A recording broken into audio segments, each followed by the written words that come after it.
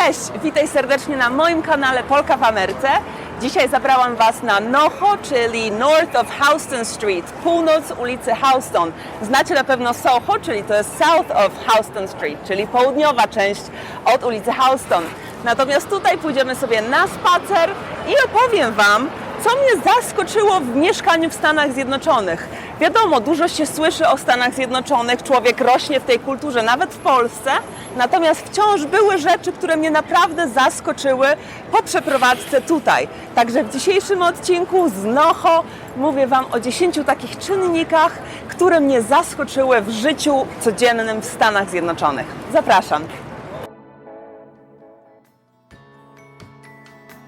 Polka w Ameryce. Pierwsza taka główna rzecz, która mnie zaskoczyła w Stanach Zjednoczonych, to tak zwane FICO, czyli Twoja zdolność kredytowa. W momencie, kiedy przyjeżdżasz do Stanów, nie masz tak naprawdę żadnej historii kredytowej, bo nigdy tutaj się nie żyło, nie mieszkało, nie tworzyło się tej historii kredytowej. Zatem, jeśli nie masz kontraktu z określonej firmy, żeby przedstawić w banku, że będziesz określoną liczbę pieniędzy zarabiać, to masz bardzo utrudnione założenie karty kredytowej. I mi tak naprawdę przez pierwsze kilka miesięcy w ogóle się nie udawało założyć karty kredytowej. Bez tego FICO, czyli bez tej zdolności kredytowej, to jest zazwyczaj między tam 400 a 850 jest najwyżej, jak możesz pójść. Więc jeśli nie ma żadnej historii, bierze się pod uwagę takie czynniki właśnie jak długość tej historii kredytowej, albo czy spłaca się raty kredytu na czas i tak dalej. Natomiast jak można spłacać raty kredytu, jak nikt Ci nie przyzna kredytu, bo nie masz tego właśnie FICO. I to było dla mnie naprawdę bardzo ciężkie, bo nawet jak przyjechałam ze swoimi oszczędnościami z Polski, wrzuciłam je do banku, to ten bank i tak nie chciał mi dać karty kredytowej, pamiętam, na $120. Poprosiłam, że po prostu muszę budować tą historię kredytową, a bank na to, no sorry, no ale nie możemy Ci dać w ogóle karty kredytowej, bo nie masz tej historii kredytowej. I kółko się zamyka.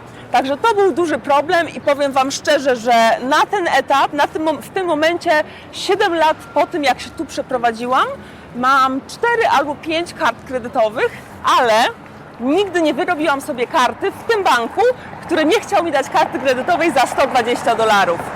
Stwierdziłam, mimo że to jest wciąż mój bank, stwierdziłam, że po prostu jestem na nich obrażona i już sobie nie wyrobię tam karty w tym momencie.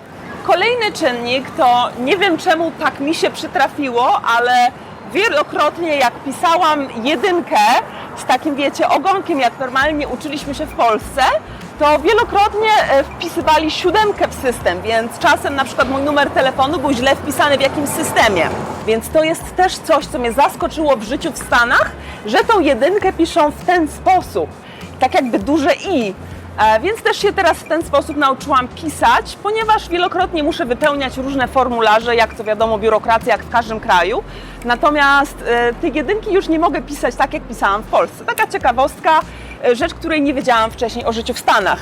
A jak już jesteśmy przy numerach, to kolejne ciekawostki, o których nie zdawałam sobie sprawy, bo to, że mają inny system metryczny, to wiemy. Natomiast, co ciekawe, mężczyźni, rozmiar butów mężczyzn nie jest taki sam jak rozmiar butów kobiet. Czyli jak na przykład kupujemy w Polsce rozmiar 39-40, to takie same to są rozmiary u mężczyzn, na taką samą stopę. Natomiast tutaj dziewiątka kobieca nie jest równa dziewiątce męskiej. Dziewiątka męska jest większa.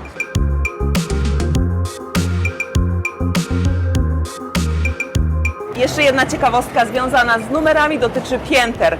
Mianowicie, jeśli w ogłoszeniu jest napisane, że mieszkanie jest na pierwszym piętrze, to będzie to parter. Nie ma czegoś takiego jak parter.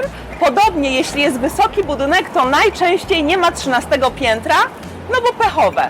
Także jak jest na przykład mieszkanie i mówią Ci, że trzeba podejść i że to jest drugie piętro i że trzeba będzie używać schodów, to tak naprawdę musisz te schody wziąć tylko raz, bo to jest pierwsze piętro po naszemu.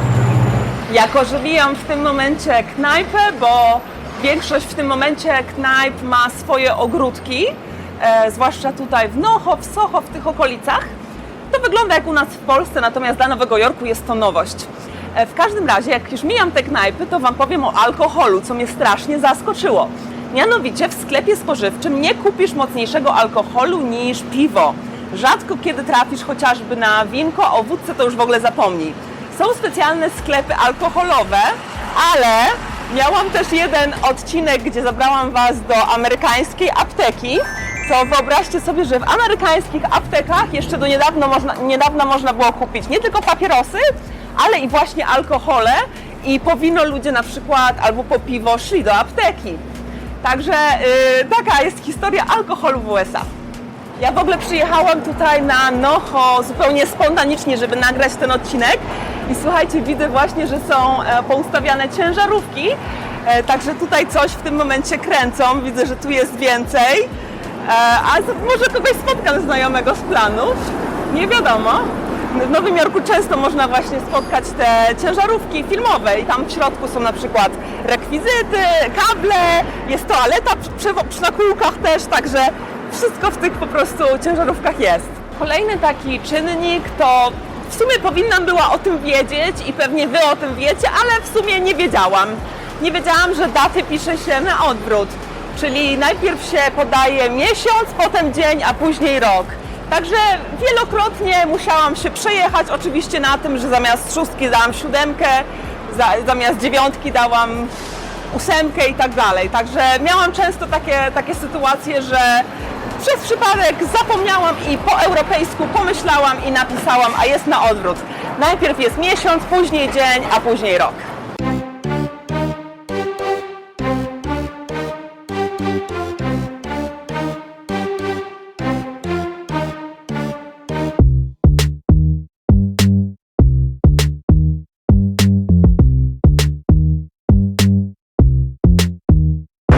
Akurat na takim podwyższeniu, nie wiem, czy to fajnie wygląda, ale zobaczymy.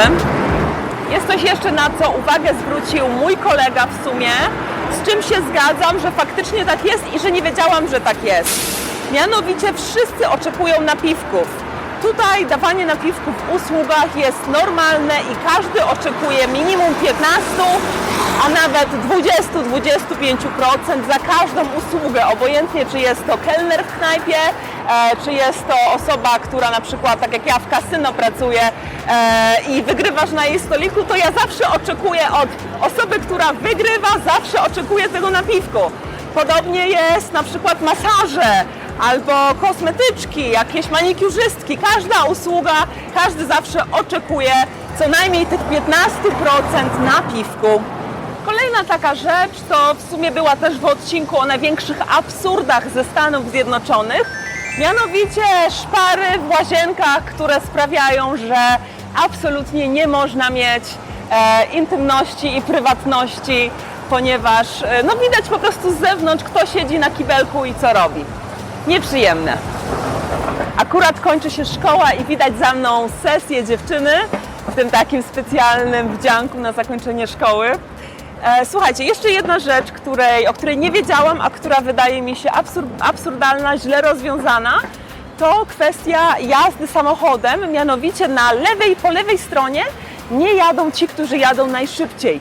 Nie ma tutaj pasa wyznaczonego dla ludzi, którzy jadą najszybciej, więc każdy się wyprzedza z lewej, z prawej, nie ma znaczenia i stwarza to duże zagrożenie, jeśli chodzi o prowadzenie auta.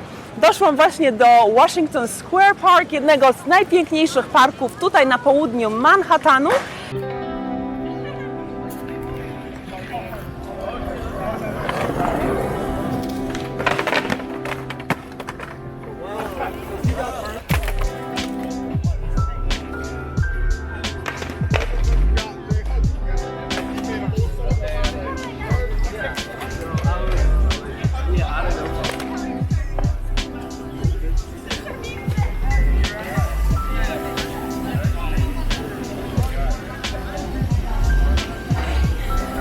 Także z tego miejsca powiem Wam ostatnią taką rzecz, o której nie wiedziałam, jak się tutaj przyprowadzałam.